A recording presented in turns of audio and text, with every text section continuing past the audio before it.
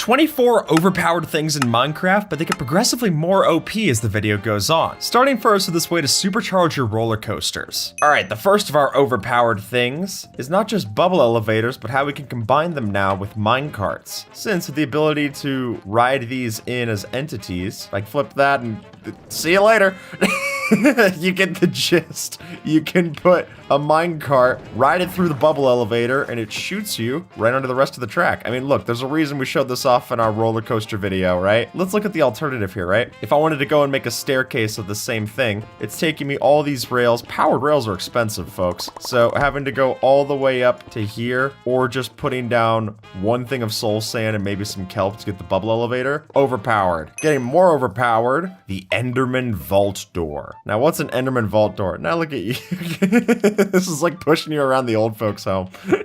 Come on, Grandma, we gotta get you back to bed. I used to have block update detectors in my day. Sure you did. Now it's all observers. Don't worry. Shoot the block with a good resin. With a good reason? Resin? Let's find out. Ooh, so look, if I shoot this, it'll open and trigger the door by shooting the Enderman through the wall. Yeah, there's some weird way that this works out. Now we've got an Enderman trapped here in the boat with a chicken to fill up the other slot. What that ends up doing is that it triggers the exact sound here, sound level 14 with the calibrated skulk sensor, thereby opening up the door. But if you knew like which block to go for, maybe because you got particles here, you could even tuck in some crying obsidian so it's less obvious. Now look at that. Walk my way in. And the reason this is working here is that these are wall blocks here. Yeah. This particular design is by Acrobatic Duty 8731. I think that's so cool. What a clever way of using the Enderman. Extinguishing fire in the nether. Now that seems stupid because I mean, it's the nether, but surely enough, if we go and teleport over there and I bring myself some splash water bottles. I mean, splash water bottles, by all other accounts, not worthwhile. It really just means that you wasted gunpowder. But if I were to go into survival here, I can throw this down and it clears out a plus shape of the fire and also puts me out in an instant. So if you're fighting against like blazes or something, it's a great way to help yourself out. Or maybe you got like your friend on fire, like observers in dire straits. No worries. Look at that. Or if you want, you could always use cauldrons, but I don't like the fact that cauldrons go down a level when you put yourself out like this. Here we've got speed running. By using small specific techniques to beat the game even faster, we can really do some insanely overpowered stuff. Now, the obvious one of which is bed bombing the Ender Dragon. So if you turn on the hitboxes and you get the head just right, and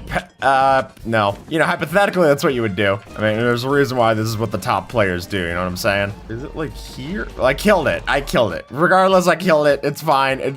I'll go down as a martyr. My sacrifice wasn't in vain. I killed the Ender Dragon. Next section. Here we've got the auto sand collector. Now this particular design comes from Fritz 34,000. If I update the observer with this, I guess that's gonna update two of them. There. Look at this. We're collecting sand out of the desert by picking it up with the piston and then dropping it onto the trap door. It's not the most effective, but look, this is tileable. We can put multiple of these next to each other and just have a whole fleet cleaning out desert and scan lines until it gets to dirt. And then I can go pick up 45 sand. Not that bad. For not having to use any kind of shovel or anything, I think that's a really cool system. And hey, it's not an exploit. This is all features that I would say are completely safe, not gonna get patched out. We're not duplicating anything. And now we've got like our own little channel here. Awesome. Observer's sleuthing, and it's sleuthing with an always active command block.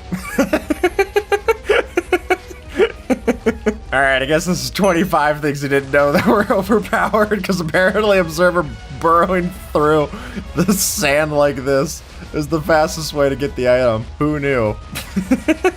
I think you're doing more destruction than the Ender Dragon. This is the shulker box loader and an unloader system. Now, by using a shulker box loader, what we would do is we'd fill in any kind of random item that we have. Now, in Observer's case, we always know steak is the answer. So let me just fill up an absurd amount of steak here. And then if I were to just give like a shulker box or whatever, this is gonna save us the time of having to worry about depositing any of our goods into the shulker. If we go into spectator mode, I can look into this container that can't be opened yet. So we can see that it's filling in here, albeit slowly, but look, this is entirely hands-free, folks. Kind of like Observer always. If you want to output the stuff from your farm into something for compact storage, each one of these slots ends up being 27 stacks of stuff that we've compacted down. So if you have a really fast farm, you know this is the way to go. Now, if you're playing in older versions, you're going to want to pay attention to this one, because this is one of the most overpowered things that Minecraft has ever added to the game, and boy did Mojang know it. If you were in 1.16 before, you could go into clay patches in swamps, go 1, 2, 3, 4, 5, 6 blocks, and then a certain amount of blocks down, you would always find diamonds. The generation for clay was linked exactly to the generation for diamonds. So while the amount of blocks you had to travel were different based off the versions, like in 1.16 you had to travel 7 blocks, but in 1.17 you could only travel 3. It did work in both versions, and it really wasn't until the world generation changes in 1.18 that we'd have to say goodbye to this. So get all the diamonds while you can before the server updates. The auto honey block farm. The idea is that by having our bees up here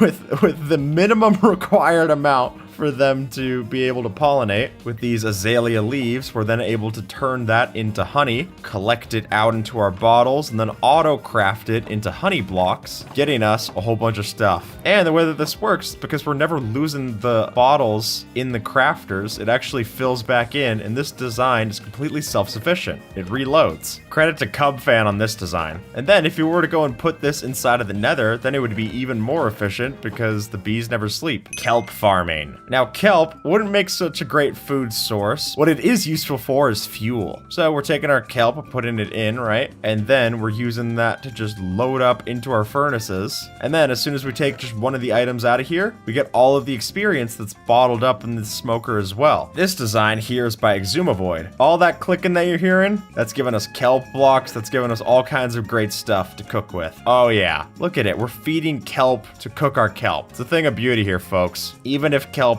does kind of look like trash bags, if I'm being honest. Observer brings up a good point. This is tileable, so we could put multiple of these in a row, and then that would let us just have all of this turning into kelp fuel. And then imagine just going through, getting the experience from all of those at once. It's basically an EXP battery that also cooks all of your stuff. Here we've got moss, and the reason that we brought moss down into this cave, or what looks like a cave, if I grab my netherite hoe and I bone meal the moss, I can instantly clear this out. And by the way, netherite is completely overkill here. You can use a stone hoe and still insta-mine. Now, the deep slate, which I wasn't able to insta-mine, is something that I'm able to clear away easily. And look, there's a reason why we've shown this trick off as one of my favorites. It's just so cool. When we did the July series and I had to dig down to the bottom of the world for the Caves and Cliffs achievement, where you fall out to the bottom of the world, I did part of that with a hoe and bone meal, because it's just annoying to have to not be able to insta-mine deep slate, even with haste 2, making it all reusable. The Stasis Chamber Teleport Network. Now, the idea here is that if we go and throw our Ender Pearl into... There we go. Now I have my Ender Pearl stasis set up. So 6 is a safe number to build your bubble column. You throw your Ender Pearl in, make sure not to touch it on the top like I was, and then by doing that, I have it set up. So now I can trigger it with redstone, have this trapdoor flip, it teleports me back in an instant. But the idea of not just this, but we can have multiple different ones set up, and then have us go in different directions. So like I got one over, let's say at the observer head, and then I have wireless redstone set up where it automatically triggers me to the observer head whenever I want. Granted, it does cost you an Ender Pearl every time, but if you have an Ender Pearl farm from the end anyway, you're gonna have a lot of those. It's a pretty cool way of making overworld portals. All right, observer, send me off and go and bring me back. Ow, ow. Hey, look at that. They always say the assistant does all the work in the magic shows, and it's still true here too. Here we've got the crossbow rocket launcher. All right, so if you offhand the rocket, load it up, and I've got multi-shot on this thing, I can stand back here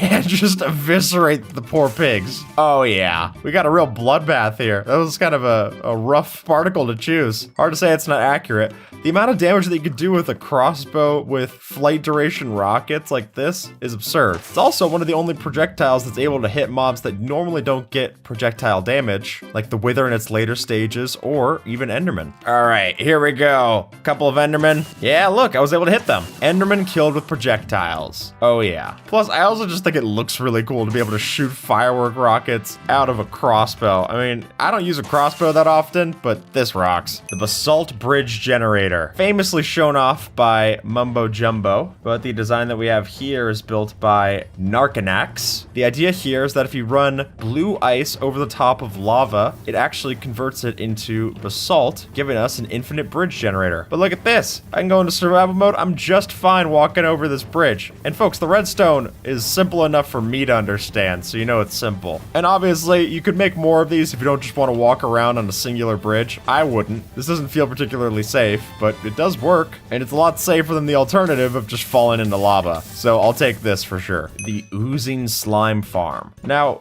this particular design seems a little crueler than what I remember building, but the idea here is that by using armadillos and the oozing effect that you get by brewing up a slime block into a potion, we can mass produce slime balls. So by suffocating the armadillos in the sand like so, they're completely safe to this. They're not dying. Safe might not be the best word, but they do live. And by having the zombie here to keep them in that curled up state, we can then give them the oozing effect. Every time that they get damaged, they're spawning silverfish. Now we got it going, and now we got our slime balls, and we can have this all get fed into an auto crafting system and get ourselves a slime farm. Okay, as you can see, each one of these silverfish has slime, and I'm not using this quite correctly, but boy does it work.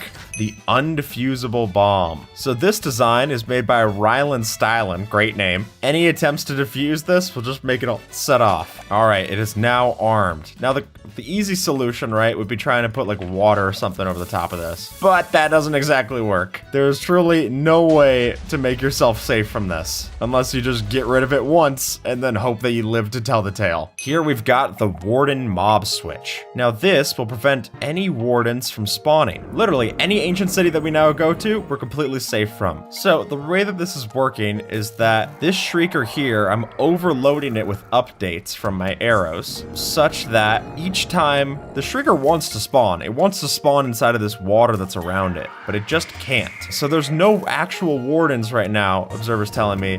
The whole reason that we're hearing that sound is actually from the failed attempt. So that's literally just a warden who's like, whatever, I clear the water out and then I'll come. But he never comes. So literally, if I were to stand on top of this other shrieker, dance on it, I could dab on it if I wanted to. And the whole reason we have the portal in this design is because that allows us to chunk load so that this is active in every area that we're at. Piston bolt travel. We've shown this off in the past. If you build these like really weird curved rail things, that allows you to get the most speed, even more than powered rails. And now we're doing that with this piston bolt set up in such a way where we're pushing ourselves down. It just gets really crazy. Let me show you. Look at that. Shot right over to this other side. Not a singular powered rail in sight. Now granted, it is extremely annoying to build because if I just mess up one of these, it messes up the whole chain. Very, very annoying. And there's designs that let you go in diagonals too, but those are hard to set up. But if you want an AFK way to travel, especially in the nether, you don't have to hold any buttons or anything. This works great. This one's not going to seem so nice, observer, but believe me, is it overpowered. If we break into here,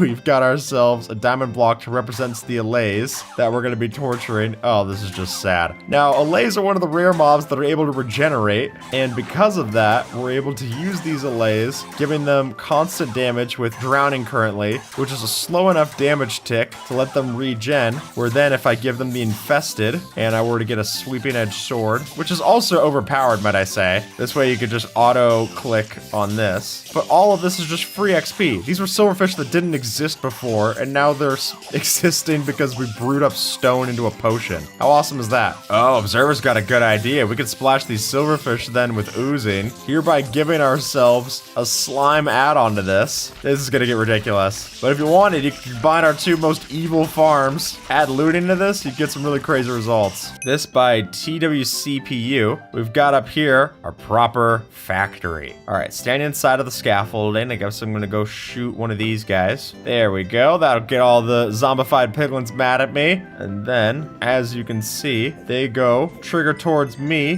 fall down, and go off, becoming gold nuggets, getting melted down, converted into gold ingots with crafters, and then we barter that away with their non-zombified versions. Now we can choose to save the gold or not, but what we're doing is we're making a completely renewable way of giving ourselves all of the barterable items. We're getting 10.5 iron blocks per hour. All of this, 2,000, almost 2,500 blackstone, just about as much gravel, soul sand, crying obsidian, regular obsidian. I mean, the fact they're able to farm obsidian is absurd. I thought you needed withers for that. All of these arrows, a whole bunch of nether bricks, string. Now, the one thing you want to look out for is that they have talked about getting rid of the XP from these other aggravated piglins, so it might not be in here forever, so get in while the getting's good. Going out into the water, we're able to build ourselves the raid farm, which even after the 1.21 nerf is still very powerful. Now, if I get myself some bad omen potions like so, drink up one of these ominous bottles, then I could just kill off all of the mobs that are spawning here, getting myself even more ominous bottles if I'm getting ominous banners,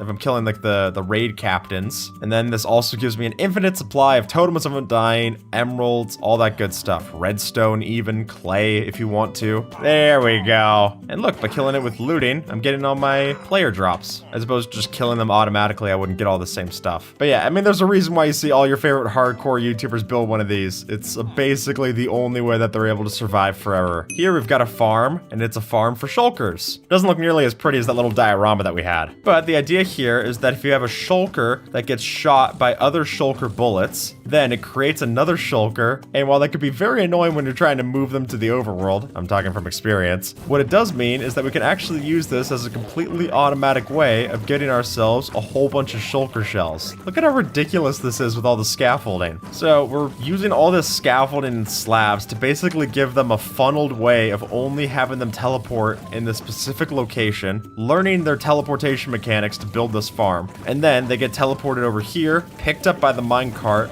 and then dispensed into lava, killing them automatically, giving us our shulker shells. It's pretty horrific when you describe it like that, but I've done worse in Roller Coaster Tycoon. I think it's fine. Credit to ending credit. Oh yeah, this is what I'm talking about here. Using all that slime and honey blocks that we collected from earlier, we can put that all onto display, giving ourselves an easy way to blast through the nether for netherite. This design's by Ilmango. Hey, we're off. So what we're doing is we're slowly extracting away at the wall here. And while it might seem weird that we have a villager and a zombie down here, the whole reason for that actually is that we're using their pathfinding to find out whether or not there's lava. This is crazy. But sure enough, this is going to be able to go through any obstacle without failure and get ourselves all the way over to some ancient debris. The speedrun Ender Dragon one-shot. Now, this is more so than just using beds. It's actually possible to use momentum and arrows to one-shot kill the dragon. Now, this is possible as Circuit Store shows off in this video. If you're aiming just right, standing next to the dragon, and then what you do is as soon as you get hit by the dragon, we're shooting, hitting it in the head, and then that gives it so much force on the arrow that even unenchanted, it's able to one-shot kill the Ender Dragon. That's so awesome. The one-shot machine. This here uses momentum principle to kill almost anything. And now, combining this with wind charges, we've got a small machine here by Raiseworks that can instantly kill anything. So by using this to automatically summon the Wither, we can then, just as easily as it's spawned, use it to automatically kill the Wither. Oh, well. Technical difficulties. Here's what it would look like when Raiseworks does it. This one seems a little stronger. And with that, folks, YouTube thinks that you might like this video, so see if they're right and have a good one, all right?